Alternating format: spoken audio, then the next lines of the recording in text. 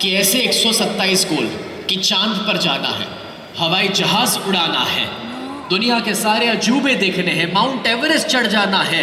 ऐसे अगर 127 गोल को डिसाइड करे, कितनी अचीव कर सकता है? 1, 2, 5। कोई उसमें से 5 कर ले तो भी बहुत बड़ी बात होती है। आपको हैरानी होगी कि जब वो इंसान जब 60 साल के हुए तो 60 साल की उम्र पे 127 में से अपने जीवन में 109 गोल वो अचीव कर चुके थे। मुझे नहीं लगता आपने बराबर से सुना। Let me tell you that again. 127 में से वो 109 गोल अचीव कर चुके थे। एंड फ्रेंड्स, 109 गोल मतलब क्या? आप समझो कि उनको कहा गया दुनिया का ग्रेटेस्ट गोल अचीवर के रूप में जाना गया। उनको खिताब मिला कि दुनिया के सबसे महान इंसान है ये, जिन्होंने इतने सारे लक्ष्य अचीव करे। अब एक मीडिया ने, एक जर्नलिस्ट ने उनको एक इंटरव्यू के दौरान सवाल पूछा कि आपका राज क्या है, आपका सीक्रेट क्या है, इतने सारे गोल्स आप कैसे अचीव कर पाए? कितने लोग वो राज जानना चाहेंगे, सीक्रेट जानना चाहेंगे? दोस्तों, वो बताते हैं कि राज बस इतना ही था कि मैंने अपने ये सारे गोल्स को लिख करके अपने सामने लगा के रखा हुआ था। अपने बेडरूम में गोल रखे हुए थे, अपनी ऑफिस में गोल लगा के रखे हुए थे, अपने किचन में गोल लगा के रखे हुए थे, टीवी के ऊपर गोल लगा के रखे हुए थे।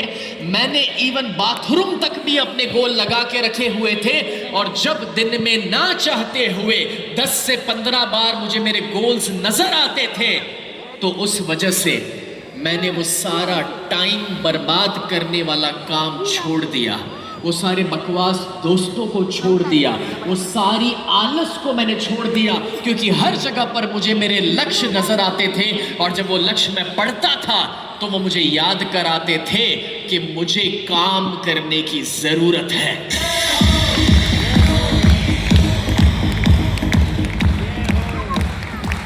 यारो, आप इमेजिन करो, 15 साल की उम्र पे जो इंसान कुछ भी नहीं था, अगर वो 60 साल की उम्र पे इतने बड़े बड़े लक्ष्य संभव कर सकता है, तो ये कैसे हो पाया? जस्ट बिकॉज क्योंकि उन्होंने अपने गोल्स को निर्धारित करके लिख करके अपने सामने लगा के रखा हुआ था। और ये सेम टेक्निक मैंने अपने जीवन में अपनाई है। और एक बहुत ही पावरफुल कहानी आपको बताने के लिए जा रहा हूँ। आपके लेफ्ट और राइट में, दाएं और बाएं में जितने भी लोग हैं, दोनों साइड पे एक एक हाई फाई देके उनको बता दीजिए, ये बहुत इंपॉर्टेंट है। यहाँ पर भी जितने भी लोग हैं, मैं देख सकता हूँ कि जो लोग स्टैंड्स में बैठे हुए हैं, वो लोग अभी भी सोच रहे हैं कि बाजू वाला मैं जानता नहीं हूँ कैसे क्या। सुनो, अगर बाजू वाला आपको हाई फाई ना दे रहा हो, उसके गाल पे देना एक, बराबर? तो एक और बार दाएं और बाएं में जो बैठा हुआ है, दोनों साइड पे एक एक ताली दे दो, एक एक हाई फाई दे दो और कह दो ये बहुत इंपॉर्टेंट है। सुनना ध्यान से।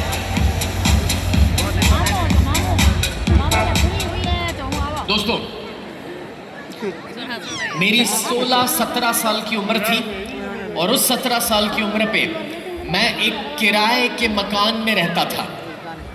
मेरे पिताजी ने मुझे 10 रूम के घर में बड़ा किया था, मगर उसके बाद उनकी फैक्ट्री बंद हुई। जहां से पैसा आ रहा था वो अटक गया और फाइनेंशियल चैलेंजेस की वजह से, कर्जे की वजह से हमें हमारा घर बेच करके किराए के मकान में रहने के लिए जाना पड़ा। जब उस किराए के मकान में मैं 17 साल की उम्र पे था, तो मेरे पास 2 ही ऑप्शन थे।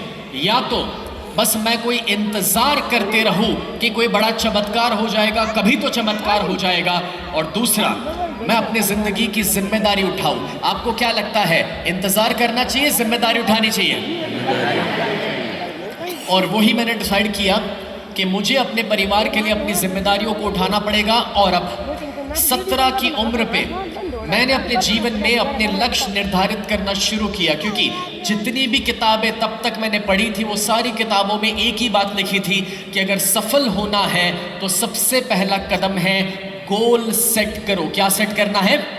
गोल सेट करना है, लक्ष्य निर्धारित करना है। अब मैंने 17 की उम्र पे 4 दिन अकेले बैठ करके 101 गोल्स का लिस्ट बनाया। कितना? 101। कितना? 101 गोल्स का लिस्ट बनाया। और दोस्तों वो जो 101 गोल्स मैंने लिखे थे, मैंने वो सारे गोल्स को लिख करके अपने सामने लगा दिया अपने रूम में।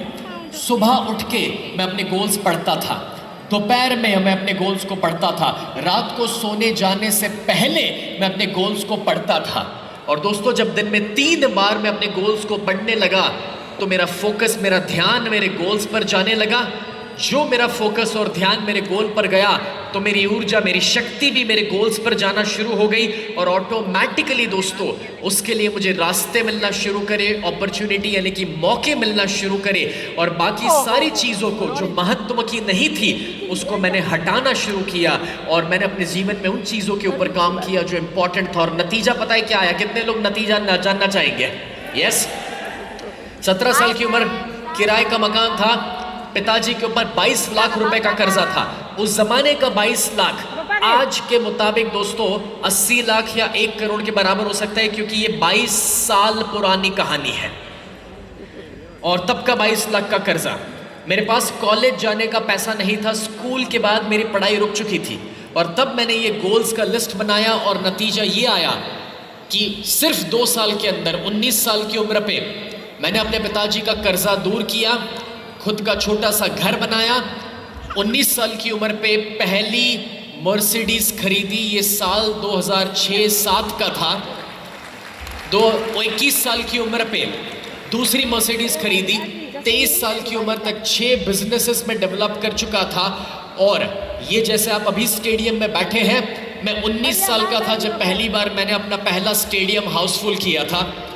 उस तरीके से हजारों लाखों लोग मेरे सेमिनार्स में आते गए, जिनको बड़ी बड़ी कंपनियों को मैं कभी देखता था वो धीरे धीरे मेरे क्लाइंट्स बनते गए। साथ ही साथ कभी टीवी में, फिल्मों में जो सेलिब्रिटीज को देखा था, मैंने उनको गोल्स में लिखा था कि मैं इनसे मिलना चाहता हूँ, बात करना चाहता हूँ। और वो सारे मेरे प्रोग्राम्स का हिस्सा बनने लगे, हमारे दोस्त बनते गए, सेमिनार्स में आते गए। और ये देखिए कि जब आप गोल सेट करके सामने रखते हो, आप किसी को ना भी जानते हो, आप कभी उससे मिले भी ना हो, उसके बावजूद उसके लिए रास्ते, उसके लिए मौके मिलना शुरू होता है। और जब इन लोगों ने आकर के मेरे स्टेज के ऊपर अपनी कहानियां बताई, कितने लोगों ने शार्क टैंक इंडिया, ये शो का नाम सुना हुआ है?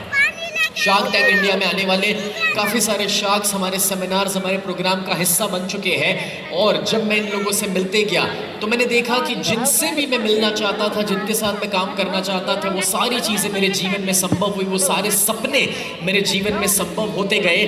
और मैं आपको इसलिए बता रहा हूँ क्योंकि दोस्तों आज जो स्टेज पर मेरी कहानी बताई जाती है, इतने जोरों शोरों से मुझे बुलाया जाता है, भूलना मत शुरुआत कहाँ से हुई थी? 17 साल की उम्र पे एक किराए के मकान से, कर्जे से शुरुआत हुई थी। और इसलिए आपके पास दुनिया भर के बहाने हैं कुछ ना करने के लिए। पिताजी साथ नहीं दे रहे, पैसा नहीं है, ये नहीं है, डिग्री नहीं है, वो नहीं है। मेरे पास भी बहाने थे, लेकिन अगर मैं बहानों के साथ जिया होता तो आज यहां पर कभी ना पहुंचा होता। मेरे पास 1000 बहाने थे कुछ ना करने के लिए, लेकिन सिर्फ एक कारण था बहुत कुछ करने के लिए। और वो एक कारण पता है क्या था? वो एक कारण था मेरे माता पिता, जिन्होंने मुझे 15 साल की उम्र तक 10 रूम के घर में बड़ा किया था, ढेर सारा प्यार दिया था। वो 17 की उम्र पर जब मैं अपने लक्ष्य निर्धारित कर रहा था तो ना करने के लिए 1000 कारण थे, मगर कुछ अच्छा करने के लिए बस एक कारण था कि जिस माता पिता ने इतना प्यार दिया है, पाल पोस के बड़ा किया है, उनके लिए बड़ा घर बनाना है। और ये जो आप फोटो में देख सकते हैं दोस्तों, आज से 12 साल पहले, अभी मैं 38 साल का हूँ, 38, 26 साल की उम्र पे 12 साल पहले ये मैंने अपना ड्रीम हाउस बनाया था। ये जो आप घर दे सकते हैं, ये घर 30 रूम का घर है, 60,000 स्क्वायर फीट का घर है जिसमें मैं रहता हूँ। और ये सपना सिर्फ और सिर्फ इसलिए संभव हुआ क्योंकि मैंने जो भी करा वो सिर्फ और सिर्फ अपने माता पिता के लिए किया। कितने लोग यहाँ पर ये मानते हैं कि जितने भी आप देवी देवताओं में मानते हैं, जितने भी आप पूजा पाठ करते हैं, हमारे लिए सच्चे जीते जागते कोई देवी देवता है तो वो हमारे माता पिता ही है। कितने लोग ये मानते हैं कि आज आप जो मेहनत करते हैं वो सारी मेहनत अपने परिवार और अपने बच्चों के लिए कर रहे हैं। यस दोस्तों, मेरा बस वही एक कारण था, कुछ बनने के लिए, कुछ करने के लिए। और आज मैं आपको बता दूं, मेरे पूरे खानदान में मेरे पिताजी, मेरे दादाजी, मेरे परदादा, मेरे पूरे खानदान में जो कोई नहीं कर पाया था वो ऊपर वाले की देन, मेरी मेहनत, वो मैं कर पाया। मैं आपको ये इसलिए बता रहा हूं क्योंकि इससे कोई फर्क नहीं पड़ता कि आपका जन्म कहां पर हुआ है, इससे कोई फर्क नहीं पड़ता कि आपके पिताजी आपको कितना दे